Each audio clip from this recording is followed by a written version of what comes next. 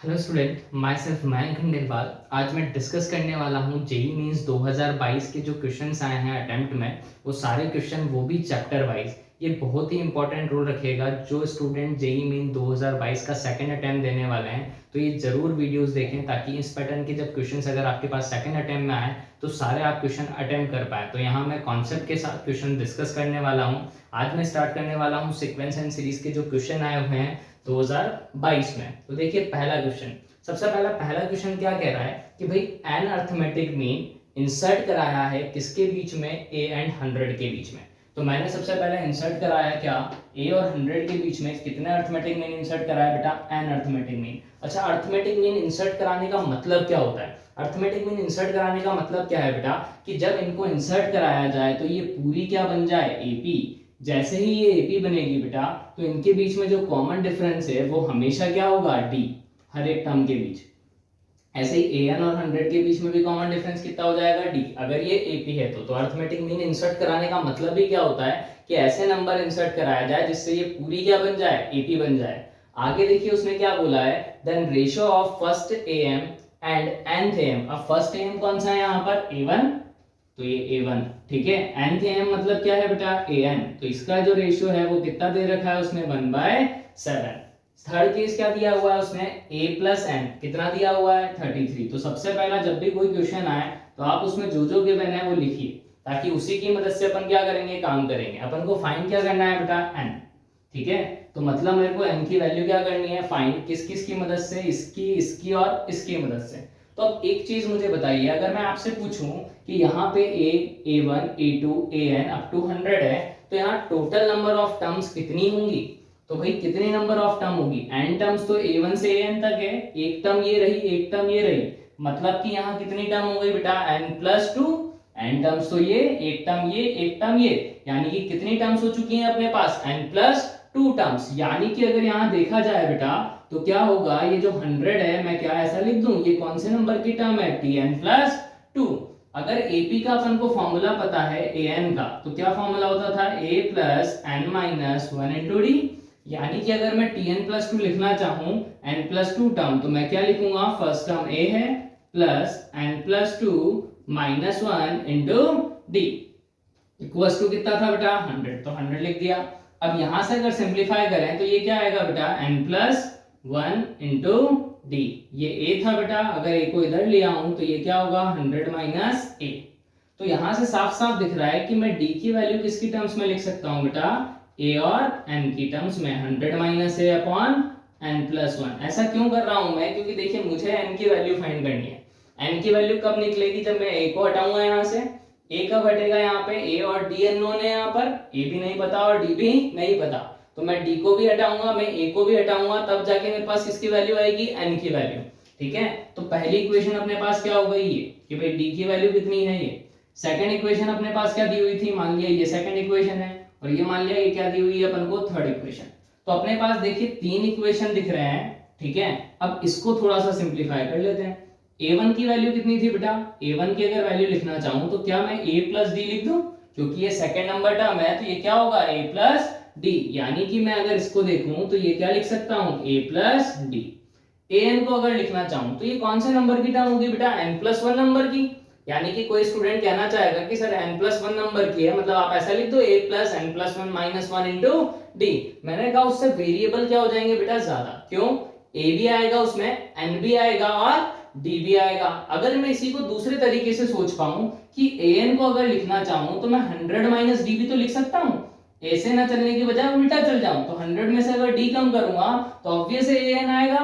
यानी an की जगह मैं क्या लिख सकता हूं, 100 माइनस डी, किसके इक्वल है बेटा, 1/7 के। अब अगर क्रॉस मल्टीप्लाई कर दिया जाए तो क्या आएगा अपने पास, 7 into a plus 7 into d equal to 100 minus d. यानी कि क्या हो गया, 7d है माइनस डी, इधर आके क्या होगा, प्लस का, तो क्या हो जाएगा 8 ऑफ डी, तो 8d हो गया। 100 था एज इट इज, माइनस का 7 है, तो एक इक्वेशन अपने पास यहां से आ गई, मान लिया इक्वेशन नंबर 4 है। तो 8d आ गया अपने पास किसकी टर्म में, a की टर्म में। यहां से अगर देखें तो d वापस से क्या था, a और n+1 की टर्म में। यहां अगर देखें तो n और a में इक्वेशन है, तो अगर मैं a की वैल्यू निकालूं यहां से बेटा, तो क्या लिख सकता हूं 33 माइनस एन, क्या ए की वैल्यू कितनी होगी 33 माइनस एन। तो अगर मैं इस इक्वेशन में भी रख दूं और इस इक्वेशन में भी रख दूं तो मेरे पास डी भी किसकी टर्म में आ जाएगा एन की टर्म में, और ए भी किसकी टर्म में आ जाएगा एन की टर्म में।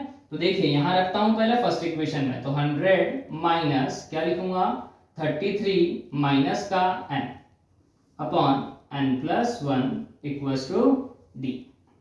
ठीक है, तो यहां से अगर देखा जाए तो 100 माइनस 33 है, ठीक है, 100 माइनस 33 कितना हो जाएगा बेटा अपने पास वैल्यू, अगर देखा जाए तो कितना बच जाएगा 67 माइनस का minus minus plus upon n plus 1 equals to क्या आएगा 100 माइनस 7। ए की वैल्यू कितनी है बेटा, अगर यहां से देखें 33 माइनस का एन, तो ये आ गया अपने पास। तो अब देखिए कि सिर्फ इस इक्वेशन में दोनों वेरिएबल मैं क्या कर चुका हूं, एलिमिनेट कर चुका हूं। मेरे पास सिर्फ क्या आ रहा है n, तो मैं क्रॉस मल्टीप्लाई कर दूंगा, मेरे पास इक्वेशन आएगी, मैं उसको क्या कर दूंगा सॉल्व। तो 8 इंटू क्या कर देंगे अपन 67, ठीक है, प्लस क्या आएगा 8n इक्वल्स टू, यहां थोड़ा सा सिंप्लीफाई करा तो क्या आएगा 100 माइनस 7 इंटू 33, 7 इंटू 33 कितना हो जाएगा बेटा 231।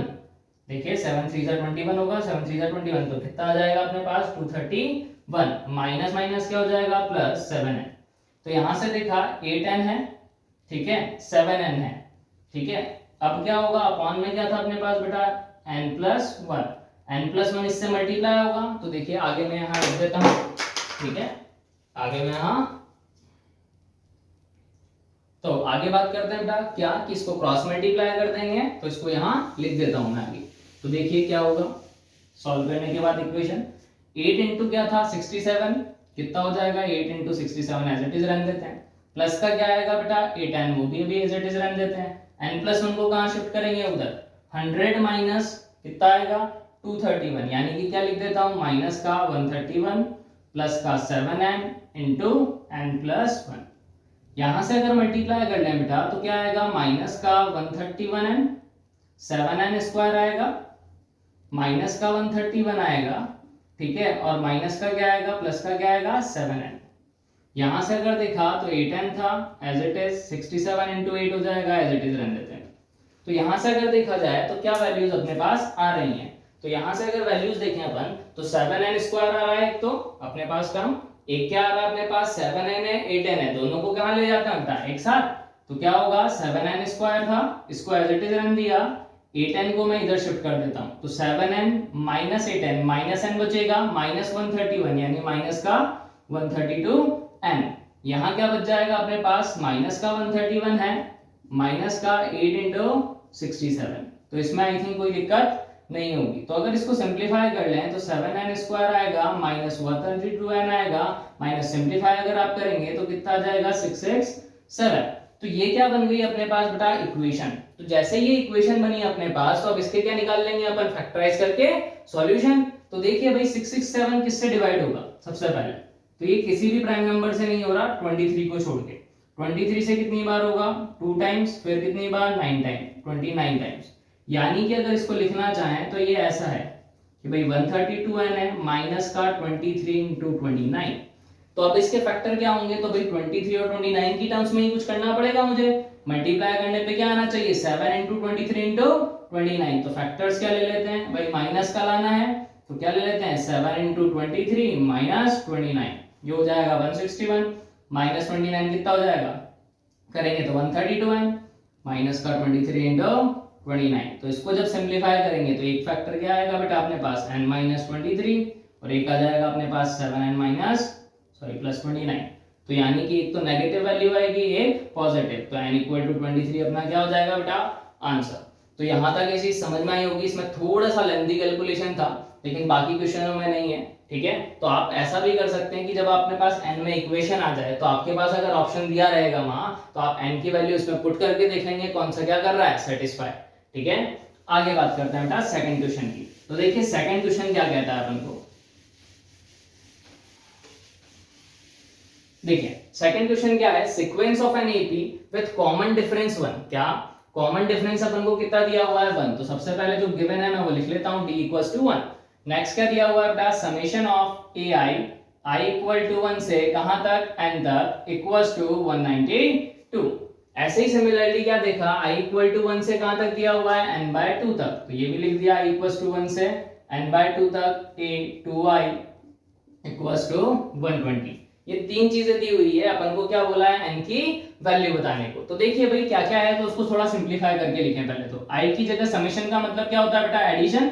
i की जगह अगर 1 रखूंगा तो क्या आएगा, a1 फिर a2 फिर a3 अप टू an। क्या वैल्यू आ जाएगी इसकी, 192।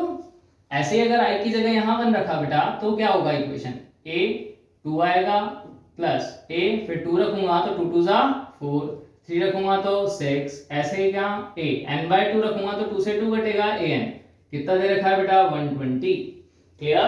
तो दो इक्वेशन अपने पास आ चुकी है, एक इक्वेशन ये रही, एक इक्वेशन ये रही। अगर दोनों को अपन क्या करते हैं बेटा, माइनस, देखिए उधर क्या a1 था, a2 था, a4 था, a6 था, तो a2 से a2 घटेगा बेटा, a4 से a4 घटेगा, तो क्या क्या बचेगा अपने पास, a1 फिर a3 फिर a5, नहीं ऐसे ही क्या बचेगा, an माइनस 1, कितना हो जाएगा 192 माइनस 120, यानी कि क्या हो जाएगा बेटा 72।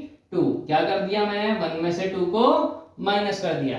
अब जैसे ये आया तो देखिए अब कैसे सॉल्व करेंगे, अब बच्चा क्या हो जाता है, ब्लॉक हो जाता है। तो यहां देखिए कॉन्सेप्ट देखिए कि a2 में से अगर a1 माइनस करते हैं तो क्या बचता है, d common difference, second term minus first term, fourth term है माइनस थर्ड टर्म, फिर से क्या बचता है, d, फिर सिक्स टर्म माइनस 5 टर्म, क्योंकि कंसेक्यूटिव टर्म दिख रही है। तो अगर इन दोनों को माइनस करते हैं तो सब में क्या बचेगा बेटा, d। यानी कि अगर मैं इक्वेशन जो सेकंड है, ये इक्वेशन थर्ड है, तो दोनों को अगर माइनस कर दूं सेकंड में से थर्ड को, तो a2 माइनस a1 आएगा बेटा, फिर आएगा क्या a4 माइनस a3, ऐसे ही a6 minus a5 equal to, ऐसे ही चलता जाएगा। लास्ट क्या आएगा बेटा, an माइनस 1, इधर क्या हो जाएगा 120 माइनस 72, 120 माइनस 72 कितना हो जाएगा 48। तो ये भी क्या बच रहा है, d, ये भी क्या बच रहा है, d, ये भी d। कितनी बार है बेटा, टोटल टर्म अपने पास n थी, ये आधी टर्म्स है उसकी, तो कितनी हो जाएंगी n/2, d की वैल्यू है इक्वल्स टू 48, d कितना दिया हुआ था बेटा 1 रख दें, तो n/2 into 1 इक्वल्स टू 48, यानी n इक्वल्स टू कितना हो जाएगा 96। तो ये बहुत ही इजी क्वेश्चन था जो इजीली अपन अटेम्प्ट कर सकते थे। ठीक है, नेक्स्ट बात करते हैं किसकी, थर्ड क्वेश्चन की। थर्ड क्वेश्चन क्या कहता है बेटा अपन को कि देखिए वापस समेशन आ रहा है। ठीक है, तो x इक्वल्स टू क्या दिया हुआ है, समेशन a की पावर n इक्वल टू 0 से इनफाइनाइट, y दे रखा है समेशन b की पावर n इक्वल टू 0 से इनफाइनाइट, ऐसे ही क्या दिया हुआ है z, क्या दिया हुआ है z summation n equal to 0 से इनफाइनाइट c की पावर n। तो देखिए भाई आगे बात करते हैं किसकी, x क्या है बेटा, n इक्वल टू 0 से इनफाइनाइट है, a की पावर n है, तो समेशन को सबसे पहले ओपन करके लिखते हैं बेटा, क्या होगा a की पावर 0 फिर a की पावर 1 a की पावर 2 अप टू a की पावर कहां तक, इनफाइनाइट तक। a की पावर 0, किसी की भी पावर 0 क्या होता है बेटा 1, किसी की भी पावर 0 क्या होता है 1, a की पावर 1 क्या होगा बेटा a की पावर 1, a की पावर 2 क्या होगा a की पावर 2। तो ये कैसी दिख रही है साफ साफ कि ये a है, ये a स्क्वायर है, अप टू कहां तक है a की पावर इनफाइनाइट, मुझे पता नहीं है कहां तक है, तो इसको ऐसे ही रहने देते हैं। ठीक है, अभी देखेंगे वो कैसे लिखूंगा मैं। तो देखिए आगे उसने क्या कंडीशन दी है, mod a mod b mod c less than क्या है बेटा 1। अगर ये 1 से छोटे हैं तो आप खुद बताइए कि भाई 1 से छोटे की पावर इनफाइनाइट, यानी जैसे 1/2 की पावर इनफाइनाइट अगर लिखूंगा तो ये किस तरफ जाएगा बेटा 0 की तरफ। 1 से अगर नंबर छोटा है उसकी पावर इनफाइनाइट क्या होता है 0 होता है, तो यानी कि ये टर्म छोटी होती जाएंगी। तो अगर इसका एपी का फॉर्मूला सॉरी जीपी का फॉर्मूला लगाएं तो जीपी क्या होती थी बेटा अपने पास a ar square up to infinite. तो सम का फॉर्मूला क्या होता था बेटा s इनफाइनाइट का a अपॉन 1 माइनस r, यानी कि अगर मैं इसको लिखना चाहूं तो मैं क्या लिख दूं, a की जगह है 1, r की जगह क्या है बेटा a से मल्टीप्लाई होता जा रहा है, यानी 1 माइनस a, r की जगह a लिख दिया, a की जगह 1। तो इसको अगर थोड़ा सिंपलीफाई कर दें क्रॉस मल्टीप्लाई करके तो क्या होगा 1 माइनस a इधर आएगा इक्वल टू क्या हो जाएगा 1 अपॉन x। तो इसी तरह अगर a को निकालना चाहूं तो a क्या हो जाएगा बेटा 1 माइनस 1/x, 1/x को इधर शिफ्ट कर दिया, a को उधर शिफ्ट कर दिया। तो देखो a अपने पास आ गया, सेम टू सेम b के लिए भी ये लिख रखा है, c के लिए भी वही लिख रखा है, तो मैं क्या b को ऐसा लिख दूं, 1 माइनस 1 अपॉन वाई, ऐसे ही सी को क्या लिख दूं 1 माइनस 1 बाय जेड।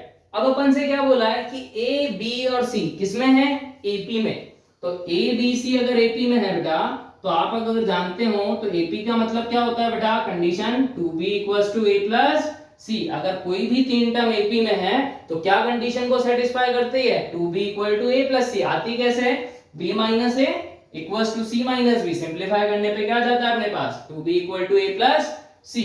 तो ये जो टर्म है इसमें वैल्यू रख देते हैं, तो 2 into 1 minus 1 by y, 1 by a की जगह कितना लिखेंगे 1 माइनस 1 बाय एक्स, सी की जगह 1 माइनस 1 बाय जेड। तो 1 प्लस 1 होगा बेटा 2, यहाँ 2 इंटू 1 भी 2, तो 2 से 2 कैंसिल हो जाएगा। यहाँ क्या बच जाएगा माइनस का 2 अपॉन वाई, यहाँ क्या बचेगा बेटा माइनस का 1 अपॉन एक्स, यहाँ क्या बचेगा माइनस का 1 अपॉन जेड।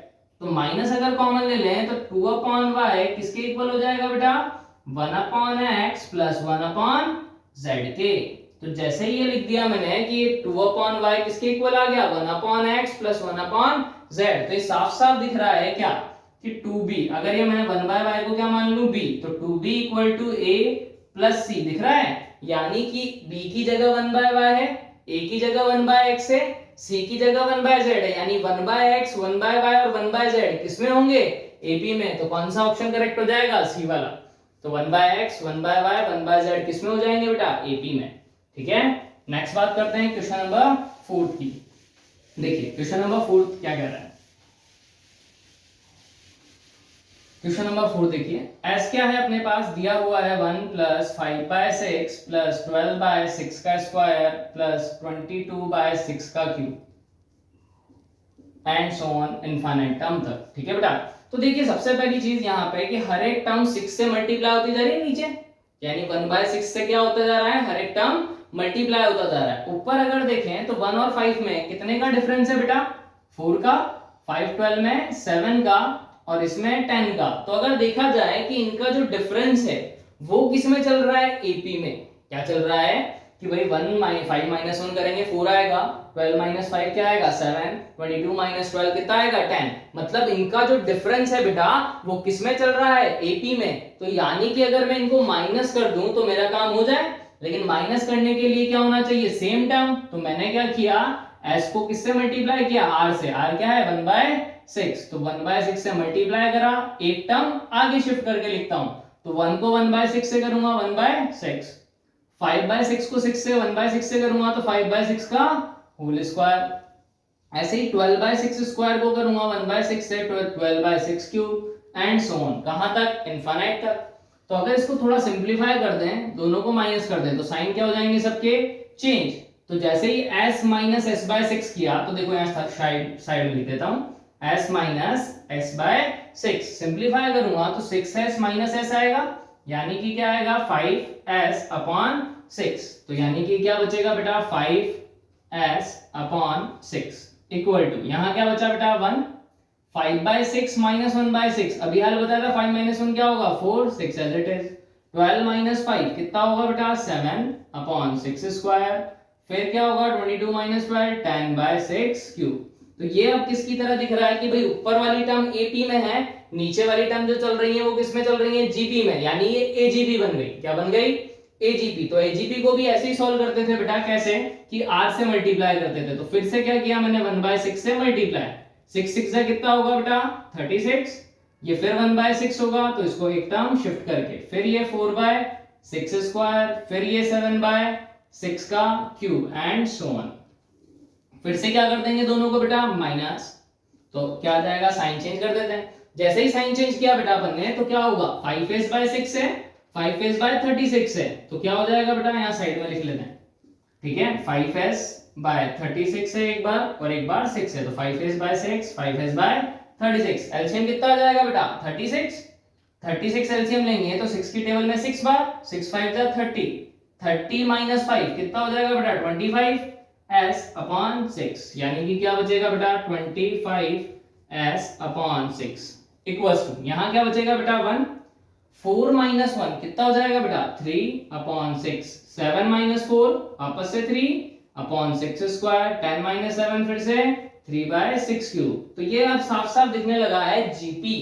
अब ये AGP नहीं रही, ये किसमें कन्वर्ट हो गई, GP, AR square AR cube. और अभी हाल मैंने पिछले क्वेश्चन में बताया यही फॉर्मूला कि हर बार काम आता है A upon 1 minus R। Infinite term का अगर सम निकालना है AR स्क्वायर का, तो वो क्या होता है A अपॉन 1 माइनस R। तो यहाँ क्या लिख सकते हैं, A कितना है बेटा 3/6 अपॉन 1 माइनस R कितना है बेटा 1/6 प्लस 1 एज इट इज, ये कितना है 25 अपॉन 36 एस, है ना बेटा, एलसीएम 36 आया था।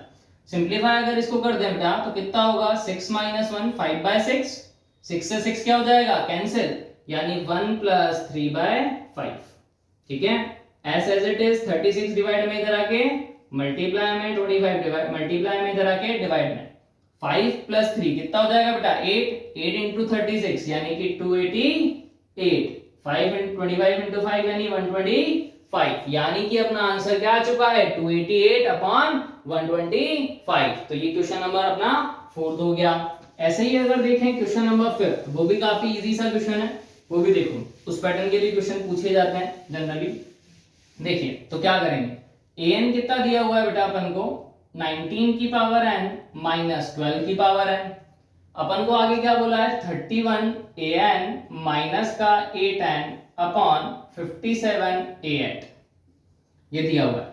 अब अपन को क्या करना है बेटा, इसकी वैल्यू निकालनी है, इसकी वैल्यू फाइंड करनी है। तो भाई an का मतलब है 19 की पावर n माइनस 12 की पावर n, तो a9 का मतलब क्या होगा, n की जगह 9 रख दें बेटा, तो यानी 19 की पावर 9 माइनस 12 की पावर 9। 8n का मतलब क्या होगा कि भाई 19 की पावर 10 माइनस 12 की पावर 10। 8 का मतलब क्या होगा 57 a8 यानी 19 की पावर 8 माइनस 12 की पावर 8। आई थिंक यहां तक सबको समझ में आ गया होगा। मैंने सिर्फ क्या किया है, n को रिप्लेस कर दिया।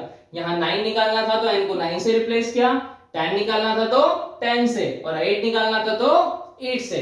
तो जैसे ही रिप्लेस किया तो कितना होगा 31 है इंटू 19 की पावर 9, 31 इंटू 12 की पावर 9 माइनस 19 की पावर 10 माइनस माइनस प्लस 12 की पावर 10 अपॉन ये क्या होगा 57, 19 की पावर 8 एज इट इज, 12 की पावर 8 एज इट इज। अब अगर यहां से देखें तो कुछ भाई भाई दिख रहा है बेटा, कॉमन क्या दिख रहा है, भाई भाई कॉमन। कॉमन क्या दिख रहा है अपन को 12 है और 19 है, तो 19 की पावर 9 इन दोनों में क्या है बेटा कॉमन। तो अगर मैं 19 की पावर 9 कॉमन ले लूं इसमें से और इसमें से, फर्स्ट में से इसको सेकंड मान लेता हूं, दोनों में अगर कॉमन लूं तो 31 तो यहां बच जाएगा बेटा, यहां क्या बचेगी एक 19 की पावर यानी 19 माइनस। ऐसे ही अगर यहां माइनस क्या ले लूं 12 की पावर 9 कॉमन, किसमें से, इसमें से और इसमें से, तो यहां तो प्लस का 31 बचेगा, यहां क्या बच जाएगा बेटा साइन चेंज हो जाएगा, माइनस 12 की पावर क्या बचेगा 1 अपॉन कितना नीचे 57, 19 की पावर 8 माइनस 12 की पावर 8, 19 की पावर 9 है बेटा इंटू 31 माइनस 19 कितना बचेगा 12। ऐसे यहां देखा माइनस 12 की पावर 9 है, 31 माइनस 12 कितना हो जाएगा 19 अपॉन 57 है बेटा 19 की पावर 8 माइनस 12 की पावर 8 एज इट इज। ठीक है, तो अब यहां से साफ साफ दिख रहा है कि 12 है और 19 है, दोनों में एक ही पावर क्या आ रही है बेटा कॉमन। 19 की पावर 1 यहां भी आ रही है, यहां भी आ रही है, 12 की पावर 1 यहां भी आ रही है, यहां भी आ रही है, तो यहां क्या बच जाएगा 19 की पावर 8, यहां 12 की पावर 8। अब तो सेम सेम दिखने लगे नीचे और ऊपर, यानी कि क्या हो जाएंगे खत्म, इससे ये कैंसिल, क्या हो गया 12 है 19 है, 19 3 जा 57, 3 4 जा 12, यानी आंसर कितना आ गया 4। तो बड़ा ही इजी क्वेश्चन था। ठीक है, तो जब भी अपने पास कैसे पता लगेगा, ऐसा कुछ करना है कॉमन लेने वाला, जब भी दो टर्म हो अपने पास और नीचे जो टर्म हो वो उनसे एक छोटी हो। इसी तरह का क्वेश्चन क्वाड्रेटिक में भी बनता है वीएन वाला। ठीक है, तो जब भी अपने पास पावर का जो डिफरेंस है और वो नीचे भी सेम बन रहा हो कि भाई दोनों में अगर करें ये 8 है 9 है 10 है कंसेक्यूटिव चल रहे हैं, मतलब कि पावर का डिफरेंस 1 1 है, तो हमेशा क्या लेंगे कॉमन लेके कट करेंगे, सेम बनाएंगे ऊपर नीचे, तभी वो क्वेश्चन क्या होंगे सॉल्व। ठीक है, आगे बात करते हैं सीक्वेंस सीरीज के और क्वेश्चंस की। ठीक है, 6 से लेके स्टार्ट करते हैं।